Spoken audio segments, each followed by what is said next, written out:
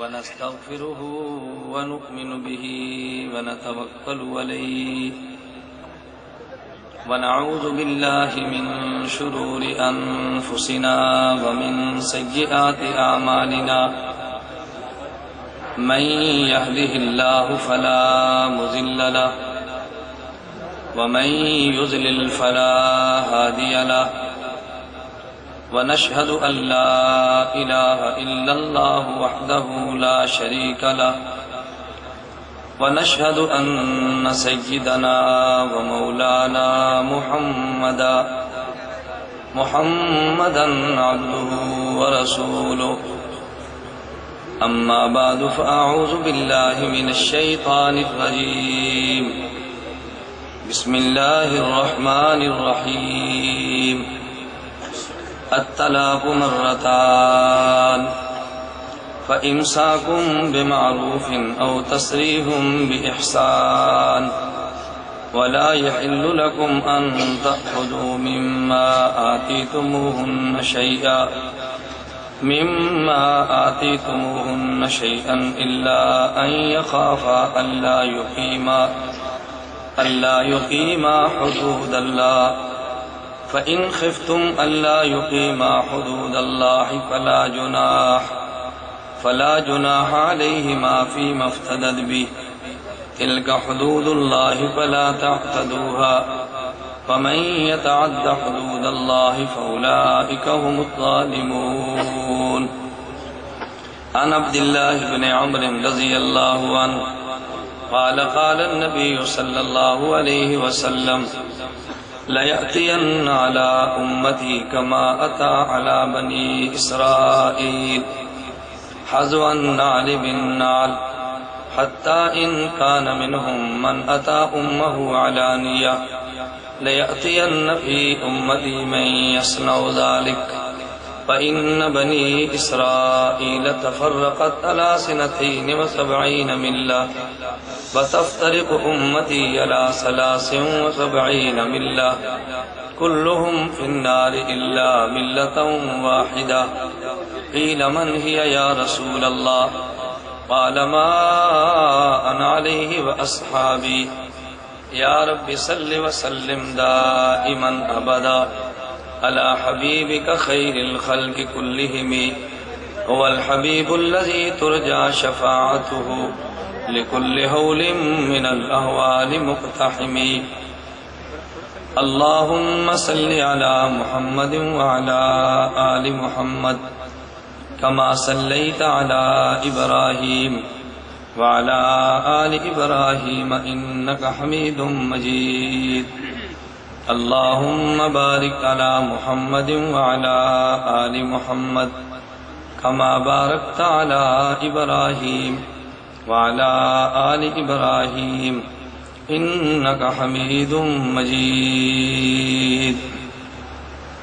میرے نہایت واجب الاحترام بزرگوں، مسلک اہل سنت والجماعت سے تعلق رکھنے والے غیور نوجوان دوستوں اور بھائیوں، آپ حضرات میں سے بہت سارے احباب کے علم میں ہوگا کہ اسی سال جنوری 2009 کو یہاں دارالعلوم شاہدرہ لاہور میں تحقیق المسائل کے عنوان پر 4 مسائل میں اہل سنت والجماعت کا موقف میں نے دلائل کے ساتھ آپ حضرات کی خدمت میں پیش کیا تھا.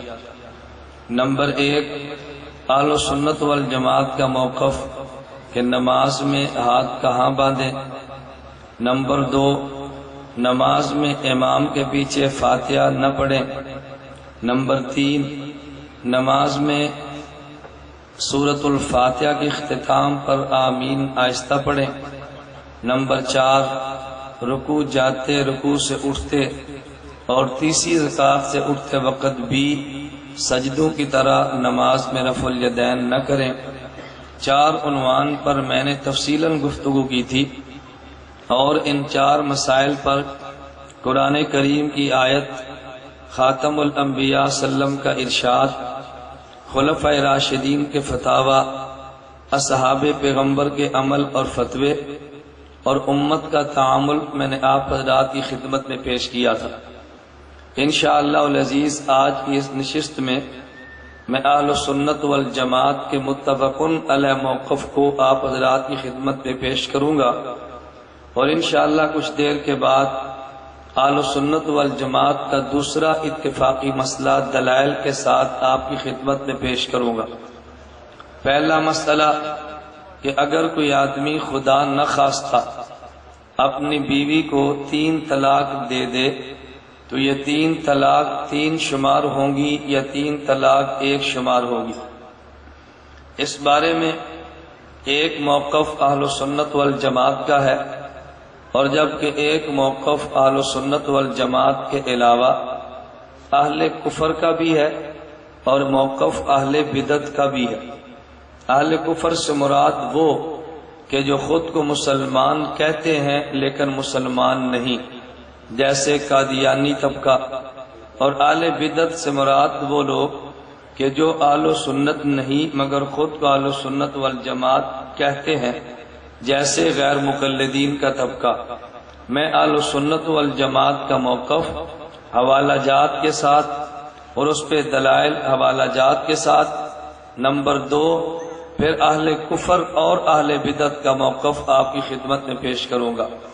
میں نے وضاحت اس لیے کی ہے کہ بعض احباب ہمارے خلاف منفی پروپیگنڈا کرتے ہوئے یہ بلا وجہ فضا قائم کرتے ہیں کہ مولانا محمد الیاس گھمن غیر مقلدین کو غیر مسلم کہتے ہیں۔ حاشا وکلا، میں نے آج تک کسی مجلس میں یہ بات نہیں کی، اور نہ ہی ہمارا اہل دیوبند کا یہ موقف ہے۔ جو موقف ہمارا علماء دیوبند کا ہے، میں اس موقف کو بیان کرنے میں بحمد اللہ تعالی جھجک سے کام نہیں لیتا، بڑا واضح اور 2 ٹوک موقف بیان کرتا ہوں، حالات کی پرواہ کیے بغیر موقف کو بیان کرتا ہوں۔ ہمارا ان کے بارے موقف کفر کا نہیں ہے، ہاں البتہ بدعت کا ضرور ہے۔ ہم ان کو کافر نہیں کہتے، لیکن اہل سنت والجماعت بھی ماننے کے لیے تیار نہیں ہے۔ اس لیے ہمارا موقف بڑا واضح اور 2 ٹوک ہے، جبکہ ان کی طرف سے ہمارے اوپر فتوے کفر کے ہیں، ہمارے اوپر فتوے شرک کے ہیں، کی بنیاد پہ مشرک بھی کہتے ہیں، لیکن ہم اس کے جواب میں کفر اور شرک کے فتوے عائد نہیں کرتے، اس لیے کہ ہم تو مقلد ہیں۔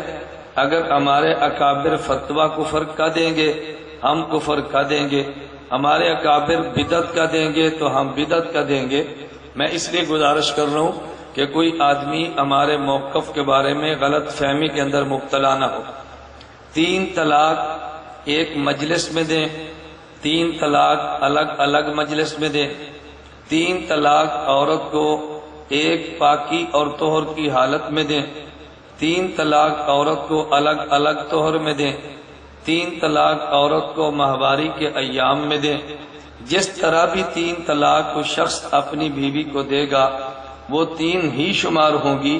اس میں اہل سنت والجماعت کا خاتم الانبیاء صلی اللہ علیہ وسلم کے اصحاب رضی اللہ عنہم سے لے کر آج تک تمام کا موقف ایک ہے، اس میں اہل سنت والجماعت میں کبھی بھی اختلاف نہیں رہا۔ اہل سنت والجماعت کا یہ موقف دیکھنے کے لیے آپ کتاب دیکھیں، امام ابو جعفر احمد بن محمد بن سلامہ الطحاوی متوفی سن 321 ہجری کی کتاب